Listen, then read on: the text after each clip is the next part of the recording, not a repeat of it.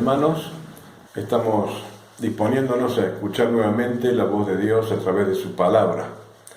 Quiero decirles que siento mucho deseo de verlos y conversar personalmente, mirándoles a los ojos, que son la ventana del alma, y que dicen precisamente lo que no podemos expresar muchas veces con palabras. Pero bueno, las cosas hoy han cambiado para todos.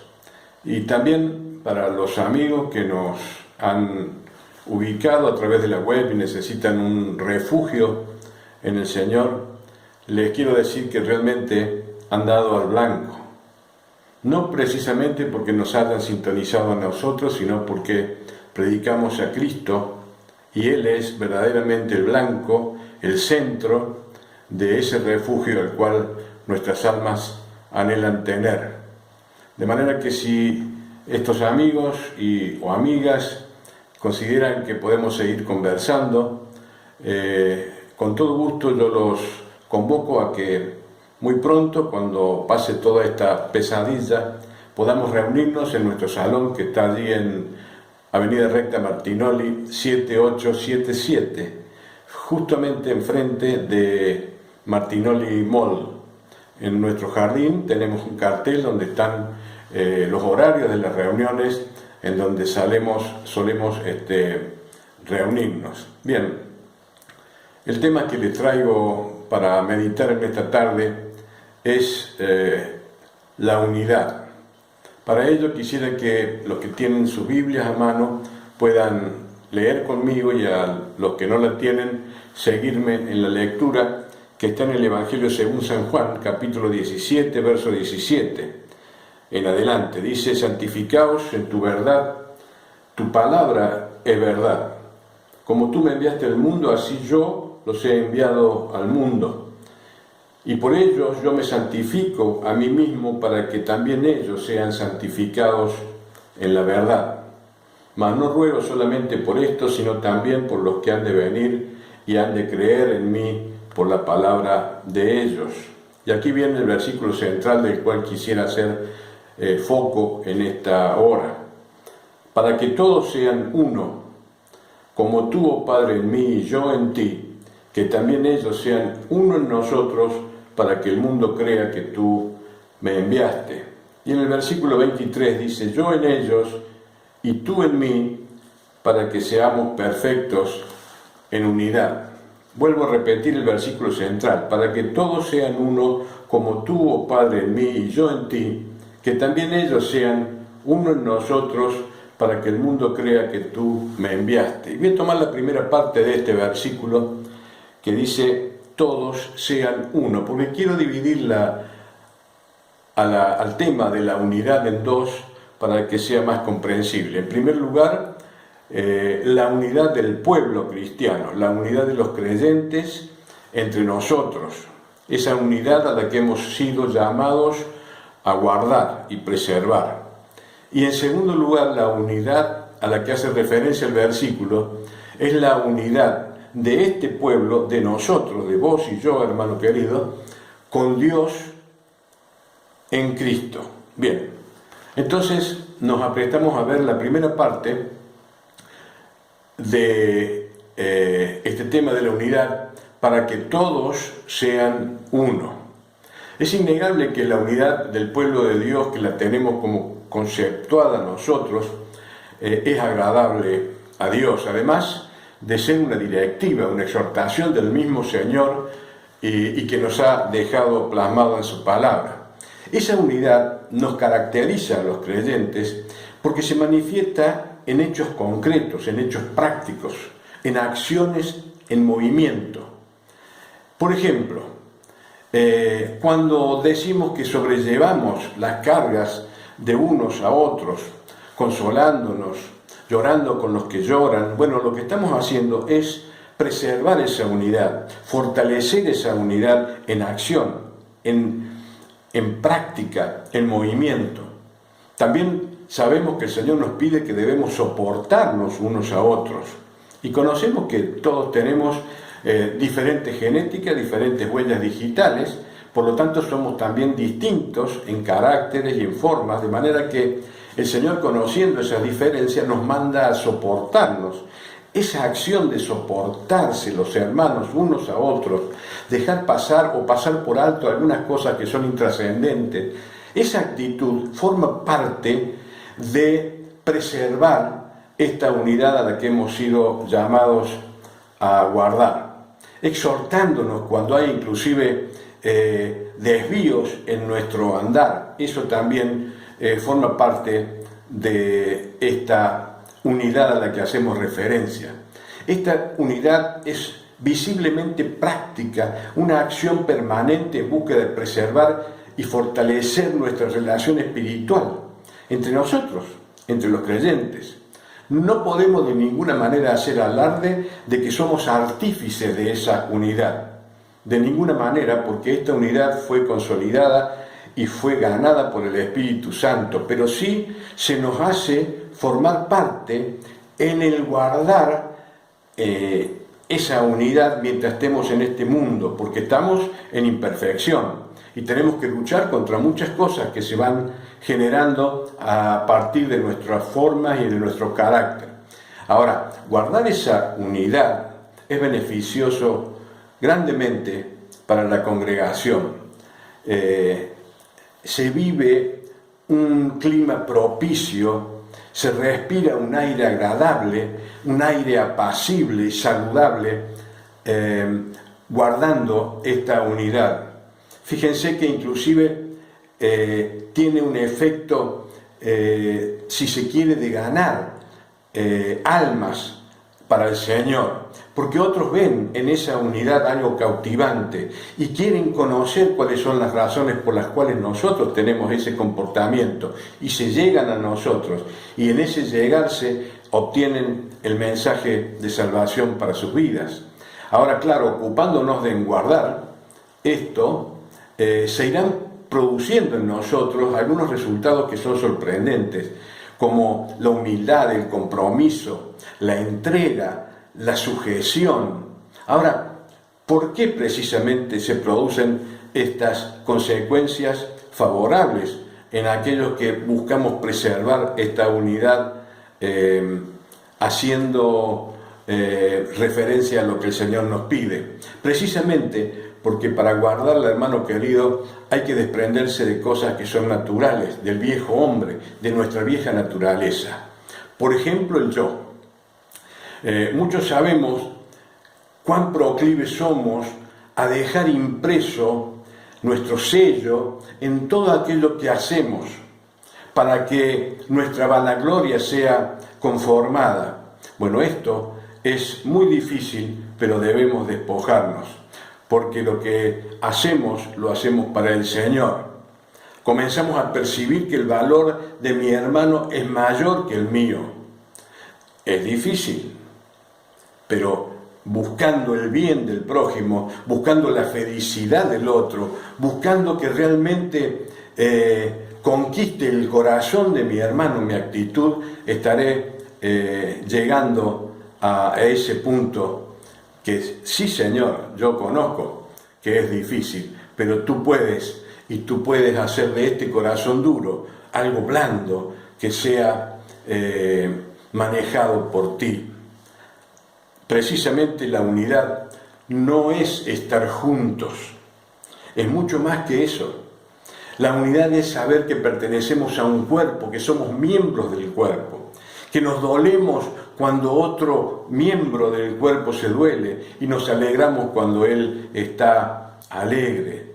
Dice Efesios 4:3, solícitos en guardar la unidad del Espíritu en el vínculo de la paz, y para ello hay que trabajar. Ahí hay que trabajar en nuestro interior, en nuestro carácter. Yo recuerdo alguna vez, hace tiempo, era amigo de unos floristas, una de las florerías más renombradas en la ciudad de Córdoba por la calidad de sus flores y de sus plantas.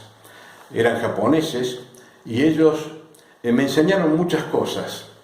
En una oportunidad estaba en el negocio cuando preparaban un ramo de flores, cuando todavía se regalaban flores, Y me llamó la atención las rosas, la calidad de las rosas, la belleza de esas flores. Y coincidentemente en ese momento, cuando yo estaba haciendo esas observaciones de lo bella que eran esas rosas, llega precisamente quien las cultivaba. Entonces tuve la oportunidad de conocer a un hombre pequeño, rústico, pero muy interesante en sus formas de expresarse y demás, y le pude decir que cuán bello era lo que realmente el trabajo que él hacía. Las rosas eran maravillosas y lo felicitaba. Él, sin pronunciar palabras, solamente me mostró sus manos. Y vi en esas manos algo rústico, algo que hablaba de mucho trabajo, y había inclusive huellas y cicatrices de heridas que se habían producido. Es que no es fácil cultivar rosas, no es fácil lograr despojarse del yo, no es fácil poder buscar que mi alegría sea la alegría del otro, que mi bienestar sea el bienestar del otro, pero eso es un requisito indispensable en busca de lograr esa unidad que el Señor nos propone. Además, la unidad del espíritu y preservarla produce algunos efectos interesantes dentro de la congregación. En principio, por ejemplo, asegura de manera especial la presencia de Dios en medio nuestro. Mateo 18:20 dice, porque donde están 2 o 3 reunidos en mi nombre, allí estoy yo en medio de ellos. Y estar reunidos no quiere decir estar juntos, ya lo hemos mencionado. Estar reunidos en el nombre del Señor es estar empapados, embuidos y en el temor de Dios, haciendo su voluntad. Yo estoy en medio de ellos. Sofonías capítulo 3, versículo 18, dice, el Señor tu Dios en medio de ti, hablando al pueblo de Israel, por supuesto, pero nosotros sabemos que hemos sido incorporados a ese pueblo de Dios. El Señor tu Dios en medio de ti es un guerrero que te salva. Él se goza y se complace en ti, te ama y se alegra con júbilo, como en el día de fiesta. De manera que participando, promoviendo, guardando la unidad, aseguramos que la presencia de Dios esté innegablemente en medio nuestro. En segundo lugar, agrada a Dios. Salmo 133:1 dice, cuán bueno y agradable es que los hermanos habiten juntos en armonía. Asegura la presencia entonces de Dios en medio nuestro, agrada a Dios, pero además es un lugar seguro. Eclesiastés 4:12 dice, uno solo puede ser vencido, pero 2 presentan resistencia. Y vaya siendo recta Martinoli, a través de la oración y de muchas rodillas que se doblan intercediendo al Señor, hemos podido vencer vicisitudes, enfermedades, y hemos tenido grandes contestaciones a estas oraciones efectuadas en un lugar más seguro. Pero hermanos, de lo que se nos habla en este versículo al cual hicimos referencia en un primer lugar, tiene otra connotación, y quisiera que en este punto pongamos mucha atención, porque es el tesoro que tiene guardado este versículo. Tiene una mayor trascendencia. Esta unidad a la que vamos a hacer referencia ahora es algo al cual nosotros no podemos acceder, no tenemos injerencia. En el primer caso se nos solicitaba que debíamos estar solícitos, atentos, preparados, rápidos en actuar, protegiendo y cuidando esa seguridad. Pero en esta segunda unidad a la cual vamos a hacer referencia, nosotros no tenemos nada que hacer, porque esa unidad de la que se nos habla fue realizada por Cristo. Él es el autor y el artífice de esa unidad. Él la ganó a través de su muerte sacrificial en la cruz. En Juan 17:6 dice, el Señor, he manifestado tu nombre a los hombres que del mundo me diste. Eran tuyos, y me los diste, y han guardado tu palabra. Eran tuyos y me los diste. Somos posesión del Señor Jesucristo. Por eso Él nos alberga en un lugar preparado muy especialmente para nosotros. Dice el versículo al cual hacíamos referencia, que sean uno, y eso ya lo vimos. Pero sigue diciendo, como tú, oh Padre, en mí y yo en ti. Repito, como tú, oh Padre, en mí y yo en ti. Es como si una sobre otra protección albergan ese lugar. Y podríamos complementarlo con el versículo de Colosenses, capítulo 3, verso 3. Dice, y vuestra vida está escondida con Cristo en Dios. Una cobertura sobre otra, una mano sobre otra. Miren, en el sello de Dios a través de su obra es manifiesto en de muchas maneras. El hombre está formado con cuerpo, alma y espíritu. Y el número 3 habla de perfección. El número 3 habla de mano divina. El número 3 habla de algo especial creado por Dios. Su creación tiene tierra, agua y aire.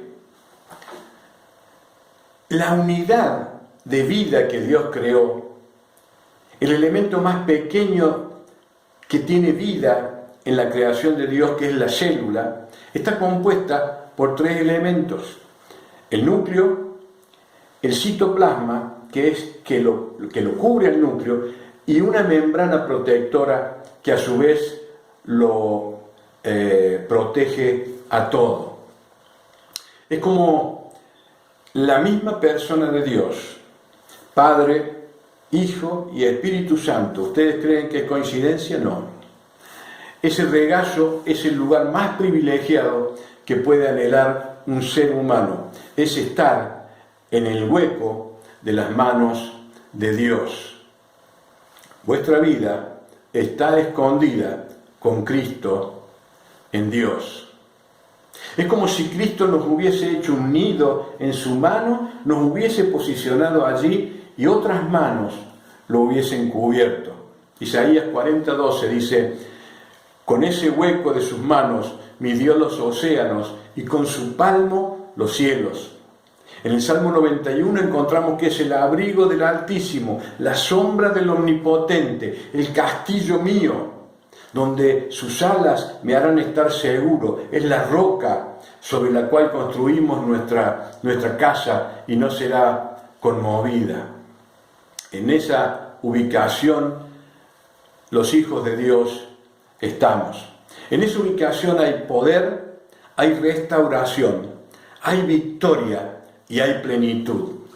Hay poder. Filipenses 4:13 dice, todo lo puedo en Cristo que me fortalece. Efesios 3:20 dice, y aquel que es poderoso para hacer todas las cosas mucho más abundantemente de lo que pedimos o entendemos, según el poder que actúa en nosotros, a Él sea la gloria. Pero dijimos también que hay restauración, que hay provisión. Isaías 58:11 dice, Jehová te pastoreará siempre, y en la sequía saciará tu alma, y dará vigor a tus huesos, y serás como huerto de riego y como manantial de aguas, cuyas aguas nunca faltan. Hay restauración.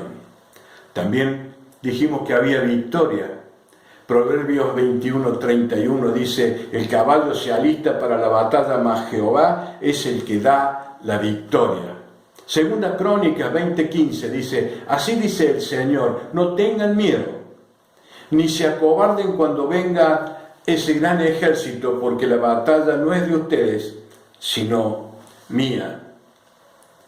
Hay poder, hay restauración, hay victoria, pero por sobre todas las cosas hay plenitud. Efesios 1:22 dice, y sometió todas las cosas bajo sus pies, y lo dio por cabeza sobre todas las cosas a la iglesia, la cual es su cuerpo, la plenitud de aquel que todo lo llena en todo. Y me quedo con esto último, que todo lo llena en todo. Miren, el Señor Jesucristo se fue y dijo, voy pues a preparar lugar para vosotros, para que donde yo estoy vosotros también estéis. Y es el cielo, sí, pero además, y lo más preciado, Él fue a preparar ese lugar precioso, en el cual ya disfrutamos, en el cual ya estamos. Son nada más ni nada menos que las manos de Dios. ¿Lo creemos, hermanos? Estamos en Cristo, estamos en Dios, estamos en ese resguardo, en ese hueco de esas manos. ¿Querés alguna prueba del poder de las manos de Dios? Son las manos obrando en la vara de Moisés. Son la nube, la columna de fuego. Es la piedra en la onda de David.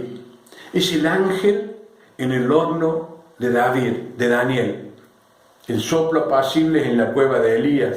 La fuerza de Sansón. Esas manos son el aceite de Sarepta, la canasta de los panes y los peces. Es la luz en los ojos de Bartimeo. Es el despertar de Lázaro. Es la cruz. Es la piedra corrida en el sepulcro. Es el que ascendió y el que tomará los sellos. Es el que montará el caballo blanco, el Rey de Reyes, la raíz de David, el verdadero. ¿Tenés falta de paz? En Él no falta nada. ¿Tenés ansiedad? Serás como huerto de riego, hemos leído, y como manantial de agua, cuyas aguas nunca faltan. Solo hay que sumergirse en ese manantial cristalino de las manos de Dios. ¿Tenés miedo? 1 Juan 4:18 dice, en el amor no hay temor, Dios es amor, en esas manos estamos. ¿Sentimos soledad? Deuteronomio 31:6 dice, el Señor tu Dios es quien va contigo, no te dejará ni te desamparará. Miren, creo que cuando al nacer se produce el llanto del niño, es precisamente porque ha dejado el lugar de privilegio que tuvo en el vientre de su madre. El hombre entendió que el dolor y la inseguridad vinieron cuando dejó el lugar que Dios le había preparado en el Edén. El pueblo no entendió la travesía que debía hacer hasta la tierra prometida, y en medio del desierto deseó volver a Egipto por 40 años. Estuvo caminando. Nosotros, los creyentes en Cristo Jesús, los que hemos vuelto al lugar de donde nunca debiésemos haber salido, hoy disfrutamos la seguridad, el bienestar, la paz y el perfume de la rosa de Sarón. Porque mi vida está escondida con Cristo en Dios. Amigo, no hay lugar más seguro que en Dios. ¿Te gustaría estar allí? Solamente debes arrepentirte de tus pecados, pedir perdón a Dios, aceptar la muerte de Cristo, que Él ocupó tu lugar, y entonces pasarás a ocupar el lugar más privilegiado, que es estar en las manos de Dios. Gracias por permitirme este tiempo junto a ustedes, hermanos queridos. Les bendigo en el nombre del Señor. Dios los guarde, y será hasta cuando Dios lo permita nuevamente.